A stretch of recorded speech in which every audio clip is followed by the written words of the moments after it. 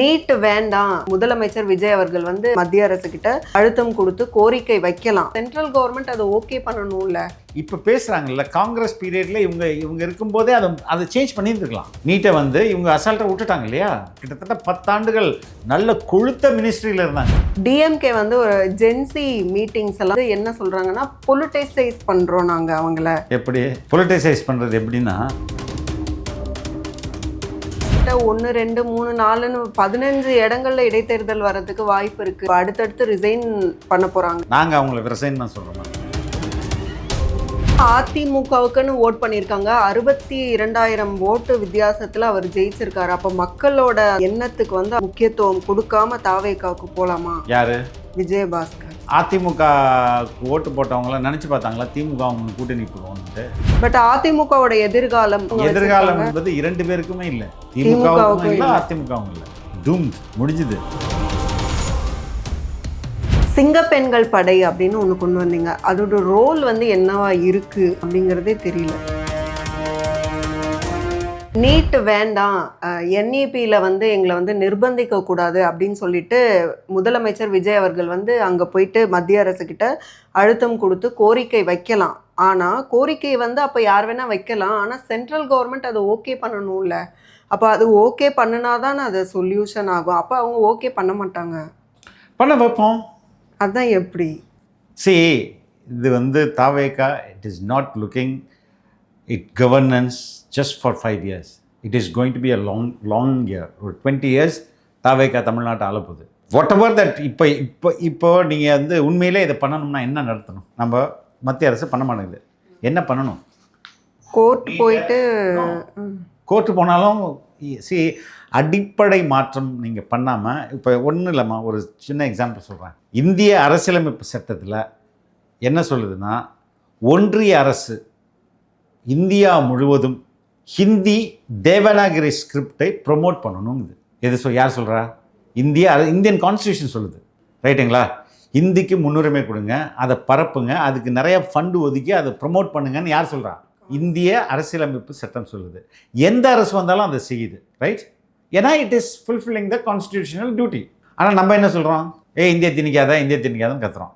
இப்போ இந்த இந்திய திணிப்பதை ஸ்டாப் பண்ணுறோம்னா என்ன பண்ணணும்னா, கான்ஸ்டியூஷனில் அந்த சரத்தை நீக்கணும். அந்த சரத்தை நீக்கினா தான் இந்த இந்தி திணிப்புன்றது நிறுத்தப்படும். கரெக்டாக? அதே மாதிரி தான் நீட்டுக்கு நீங்கள் வந்து கன்கரண்ட் லிஸ்ட்லேருந்து ஸ்டேட் லிஸ்ட்டுக்கு எஜுகேஷனை மாற்றணும். அப்படி மாற்றினா தான் இது கம்ப்ளீட்டாக ஸ்டாப் பண்ணப்படும். அப்போ அதுக்கு ஒன்றிய அரசில் நம்ம வலுவாக இருக்கணும், நம்மளோட எம்பிஸ் அதிகமாக இருக்கணும், இல்லை நம்ம கூட்டணி கட்சிகளோட எம்பிஸ் அதிகமாக இருக்கணும். அப்போ இதை ஈஸியாக கீழே எடுத்துகிட்டு வந்துடலாம். அதுக்கு வெயிட் பண்ணுவோம். இல்லைன்னா மாநில பட்டியலுக்கு கொண்டு வர்றது ஈஸி தானா? அதற்கு நம்மளுக்கு அங்கே அதிகமான எம்பிஸ் தேவைப்படும்ல. இவ்வளவு நாள் இவங்க இப்போ பேசுகிறாங்கல்ல, காங்கிரஸ் பீரியடில் இவங்க இருக்கும்போதே அதை சேஞ்ச் பண்ணியிருந்துருக்கலாம். நீட்டை வந்து இவங்க அசால்ட்டாக விட்டுட்டாங்க இல்லையா? இவ்வளோ முறை பட்டியலுக்கு மாற்றுறது முயற்சியே பண்ணலையே. ஏன் பண்ணல திமுக? இவ்வளோ கிட்டத்தட்ட 10 ஆண்டுகள் நல்ல கொழுத்த மினிஸ்ட்ரியில் இருந்தாங்க. ஏன் அப்போ இதை பற்றிலாம் யோசிக்கல? அப்போவே இந்த ஹிந்தி நான் சொன்னேன் இல்லையா, ப்ரொமோஷனுக்கு அந்த சரத்தை நீங்கள் ஆல்டர் பண்ணியிருக்கலாம், இல்லை தமிழை சேர்த்துருக்கலாம், இல்லை எல்லா மொழிகளையும் அது கூட சேர்த்துருக்கலாம். இதை விட வால்டர்ட் இப்போ அமெண்ட் பண்ணியிருந்துருக்கலாம்ல கான்ஸ்டியூஷனை. அதனால பண்ணவே இல்லையே. அடுத்து சோஷியல் மீடியாவில் மாற்றி குறை சொல்லிக்கிறது அப்படிங்கிறது. அப்போ வந்து தாவேக்கா வந்து ஒரு மாஃபியா வச்சுருக்குன்னு சொல்லியெல்லாம் வந்து திவ்யா சத்யராஜ் அவர்கள் சொல்கிறாங்க. இன்றைக்கி வந்து சிபிஎம் வந்து சொல்லுது, திமுகலேருந்து வந்து நிறைய பேர் சமூக வலைத்தளங்களில் அவதூறாக வந்து போடுறாங்க. அப்போ இந்த கலாச்சாரம் வந்து ஹெல்தியாக வெர்ச்சுவல் வாரியர்ஸு அப்படின்றது யார்? டிவிகேக்கு பேக் எண்டில் இருக்கவங்களா? அப்படின்னு தான். அது வந்து இண்டிவிஜுவல் அது வந்து யாரா வேணா இருக்கலாம், எங்கே வேணா இருக்கலாம். அவர்களுக்கும் கட்சிக்கும் சம்பந்தமே கிடையாது. ரைட்டுங்களா? They operate on their own. ஆனால் டிஎம்கே ஐடி விங்ன்றது யார்? இப்போ தாவேக்காவோட ஐடி விங் கேட்டால் yes, there is an IT wing control by the party. அது மாதிரி DMK IT wing control by DMK party. இப்போ யாராவது தாவேக்காவோட ஐடி விங்கை குறை சொல்கிறாங்களா? ஆனால் டிஎம்கே ஐடி விங் எத்தனை பேர் குறை சொல்கிறாங்க? அவங்க காசை கொடுத்து ஒர்க் பண்ணி எழுதுறா அப்படின்றா அதையே தொழிலாக வச்சு பண்ணிகிட்டு இருக்காங்க. யாரோ ஒருத்தர் எங்கேயோ ஒருத்தர் மலேசியாவில் சிங்கப்பூர்லேருந்து அதை ஒரு வீடியோ போடுறதா நம்ம எப்படி தடுக்க முடியும்? அதை நம்ம எப்படி என்டோஸ் பண்ண முடியும்? டிஎம்கே வந்து ஒரு ஜென்சி மீட்டிங்ஸ் எல்லாம் வந்து கண்டக்ட் பண்ண தொடங்கி இருக்காங்க. அதுல வந்து என்ன சொல்றாங்கன்னா, பொலிட்டிசைஸ் பண்றோம் நாங்க அவங்கள. எப்படி? பொலிட்டிசைஸ் ஆகாததுனால தான் டிவிகேக்கு ஓட்டு போட்டு தேர்ந்தெடுத்துட்டாங்க அப்படின்னு. பொலிட்டிசைஸ் பண்ணுறது எப்படின்னா, I am proud to be a கொத்தடிமை. இதுவாமா பொலிட்டிசைசிங்? நான் வந்து ஒரு சிறந்த கொத்தடிமைன்னு என்னமா அர்த்தம்? பரம்பரையாக நான் அடிமையாக இருக்கேன். உனக்கு கருணாநிதிக்கு இருந்தேன், ஸ்டாலினுக்கு இருந்தேன், உதயநிதிக்கு இருக்கிறேன், இன்பநிதிக்கும் இருப்பேன். இப்படி பொலிட்டிசைஸ் பண்ணுறதாம பொலிட்டிசைசேஷன். அடிமைகளை தானே உருவாக்குறாங்க. ஐடியாலஜிக்கு அடிமைகள் அப்படின்னு எடுத்துக்க முடியும். ஐடியாலஜிக்கல் அடிமைனா எப்படி சொல்ல முடியும்? ஐடியாலஜியே அடிமைகளுக்கு எதிரானது தான். கொள்கையே நீ அடிமையா இருக்காதுன்றது தானே.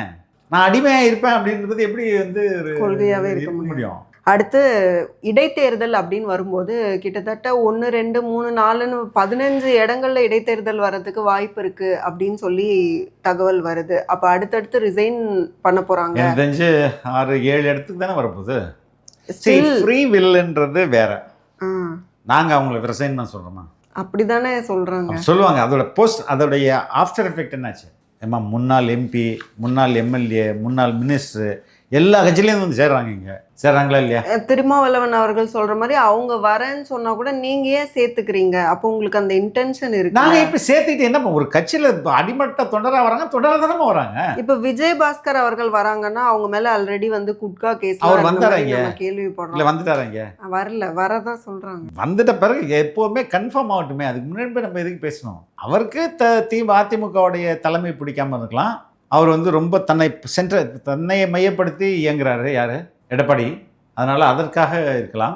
There could be so many reasons. இருந்தாலும் அதிமுகவுக்குன்னு ஓட் பண்ணியிருக்காங்க. 62,000 ஓட்டு வித்தியாசத்துல அவர் ஜெயிச்சிருக்காரு. அப்ப மக்களோட அந்த எண்ணத்துக்கு வந்து அவர் வந்து முக்கியத்துவம் கொடுக்காம தாவேகாவுக்கு போலாமா? யாரு? விஜயபாஸ்கர். அப்போ அதிமுக ஓட்டு போட்டவங்களாம் நினைச்சு பார்த்தாங்களா திமுக அவங்க கூட்டணி போடுவாங்கன்ட்டு? அது ஒண்ணுதான் அவங்க வர்றதுக்கு ரீசனா இருக்குமா? மிகப்பெரிய காரணம் இல்லம்மா. நான் வந்து எங்களுடைய தலைவர்களான எம்ஜிஆரும் ஜெயலலிதாவும் எதிர்த்து அரசியல் பண்ணது யார? திமுகவை. தீய சக்தின்னு காயின் பண்ணது யாரு? இவங்க தான். அந்த தீய சக்தி கூட இப்போ போய் உட்கார்ந்தாருன்னா எந்த லாயல் ஏடிஎம்கே கோவரமா போறது? ஆனா ஆதவ அர்ஜுன் அவர்களே சொல்றாங்க அதிமுக தான் தாவேகான்ற மாதிரி. அப்ப அது வேற கான்டெக்ஸ்ட்ல, அது மொத்த அதிமுகவினரும் இங்க வந்துட்டாங்கன்றதை தான் மீன் பண்ணுது. அதுக்கும் அதாவது இந்த துரோக அரசியலுக்கு நம்ம என்னமா சொல்ல முடியும்? அங்கே இருக்கவங்களுக்கு தானே தெரியும் அதோட பெயின். இபிஎஸ் அவர்கள் வந்து தொடர்ச்சியாக எல்லாரும் விமர்சனம் பண்ணீங்க. 10 தோல்வி பழனிசாமி, 11 தோல்வி பழனிசாமின்னு சொன்னீங்க. ஆனால் வந்து இருக்கிறதுலே வந்து அதிக ஓட்டு வித்தியாசத்தில் ஜெயிச்ச எம்எல்ஏவே நான் தான் அப்படின்னு சொல்லி இன்னைக்கு கூட பேசியிருக்காங்க. இது எப்படி எடுத்துக்கிறது அவங்களோட? அவர் ஒரு கட்சி தலைவர்ல இருந்து இப்போ எம்எல்ஏ ஆயிட்டார், அவ்வளோதான். பட் அதிமுகவோட எதிர்காலம் அப்படிங்கிறது ஏன் 47 வரைக்கும் அவங்க எதிர்காலம் என்பது 2 பேருக்குமே இல்லை. திமுகவுக்கும் இல்லை, அதிமுகவும் இல்லை. டூம்ட், முடிஞ்சுது. பெண்களுக்கு எதிரான பிரச்சனைகள் குறித்து சிஎம் அவர்கள் வாயே திறக்க மாட்டேங்கிறாங்கன்னு இன்னைக்கு வந்து கூட ஆர்ப்பாட்டம் அப்படியே வந்து பேசிட்டு இருக்காங்க. they will do all kind of nonsense. புரியுதா? அவங்களுக்கு பேசுறதுக்கு என்ன தகுதி இருக்குது? இப்போ நீங்க குற்ற சம்பவம் நடந்த எவ்வளவு நேரங்கள்ல அந்த குற்றவாளிகள் கைது செய்யப்படுறாங்க, எவ்வளவு துரிதமா எஃப்ஐஆர் போடப்படுது, எவ்வளவு துரிதமா சார்ஜ் ஷீட் போடப்படுது, எவ்வளவு துரிதமா வழக்கு நடத்தப்படுது. ஒரு மாதத்திற்குள்ள நாங்க எவ்வளவு நடவடிக்கை எடுத்திருக்கோம். ஆனா அவங்க சொல்றது 38 டேஸ்ல பாருங்க கவுண்ட் சொல்றாங்க. எஸ், கவுண்ட் வந்து அவங்க சொல்லுவாங்க. நீங்க பாருங்க, எதையுமே ஒரு 90 days 6 months அப்படி தான் நம்ம பார்க்கணும், 1 year அப்படி தான் பார்க்கணும். இவங்க வேற வழியை, அவங்களுக்கு மனப்பிறழ்வுமா, அதனால அவங்க எப்படி வேணா ஏதாவது பேசிட்டு இருப்பாங்க. சிங்கப்பெண்கள் படை அப்படின்னு ஒன்று கொண்டு வந்தீங்க. அதோட ரோல் வந்து என்னவா இருக்கு அப்படிங்கிறதே தெரியல. போலீஸோடைய ரோல் என்னவா இருக்கும்? 2. ஒன்று வந்து தடுப்பது. Exact. Preventing crime is for more important. அதுதான் அவங்களுடைய ரொம்ப முக்கியமான செயல். 2வது ஐடென்டிஃபையிங் ஏரியாஸ் வேர் எங்கே குற்றங்கள் நடப்பதற்கான வாய்ப்புகள் இருக்கிற பகுதிகளில் அவங்க கண்காணிக்கிறது. அப்படி குற்ற சம்பவம் நடந்ததுன்னா அவர்களை வந்து கைது செய்து காவல் நிலையத்துக்கு கொண்டு போய் அவங்க மேலே வழக்கு பதிவு செய்யுது. இதுதான் அவங்களோட. இப்போ வந்து தனிநபர் ஒழுக்கத்தால், அவங்க ஒழுக்கம் இல்லாததால் நடக்குது இல்லை இப்போ பாலியல் வன்கொடுமைகள், அந்த 3-year-old சைல்டு அப்படிலாம் பார்க்கும்போது அப்போ அதை தடுப்பதற்கு என்ன செய்யறது அப்படின்னு தாவேகா என்ன தட் இஸ் இப்போ எந்த ஒரு சரியாக சிந்திக்கிற மனிதன் இருக்கான்ல அவனால் இது மாதிரியான வேலைகளை செய்ய முடியாது. You can never destroy a baby, any right thinking person, unless அவன் மனநோயாளியாக இருந்து பெர்வர்ட்டாக இருந்தால் மட்டும்தான். பீடோஃபில் தானே சொல்கிறாங்க. பீடோஃபில் வந்து அது ஒரு மனநோய். அப்போ அவங்கள கண்டுபிடிச்சி இவன் பீடோஃபில், இவனுக்கு வந்து கவுன்சிலிங் கொடுக்கணும். அது பீடோஃபில்ன்றது எப்போ நமக்கு அந்த சுற்று வட்டாரத்தில் அவங்க குடும்பங்களில் இருக்கவங்களுக்கு தெரிஞ்சிருக்கும் முன்னாடியே.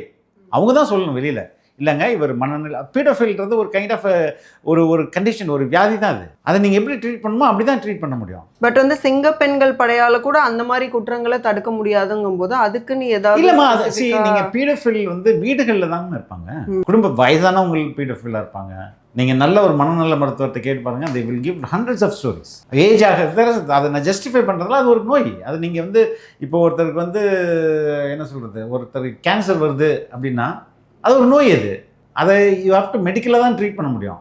அது பீடோஃபில்ன்றது ஒரு நோய். அது எல்லாராலையுமே அந்த மாதிரி நினைச்சே பார்க்க முடியாதுமா ஒரு நார்மல் ஹியூமனால. அப்போ அந்த மாதிரி சம்பவங்களை தடுக்க முடியாது. அந்த குடும்பங்கள் அதான் சொல்லணே. அது இப்போ என் வீட்டில் ஒரு கேன்சர் பேஷண்ட் இருக்காருன்னா அவர் ரோட்டில் போகும்போது ஒரு கேன்சர் பேஷண்ட் எழுதி வச்சுட்டு போக முடியுமா? தெரியாது இல்லையா?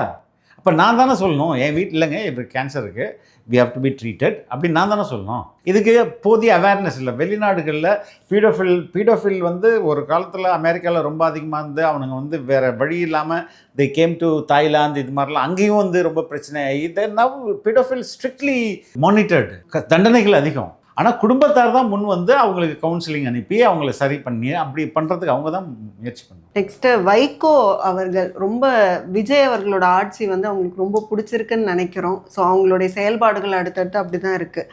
அப்போது அவங்க வந்து 2 எம்எல்ஏஸ் ஜெயிச்சிருக்காங்க. திமுகலேருந்து உடனே வெளியில் வர்றது பாசிபிளாக, ஏன்னா உதயசூரியன் சின்னத்தில் இருந்திருக்காங்க.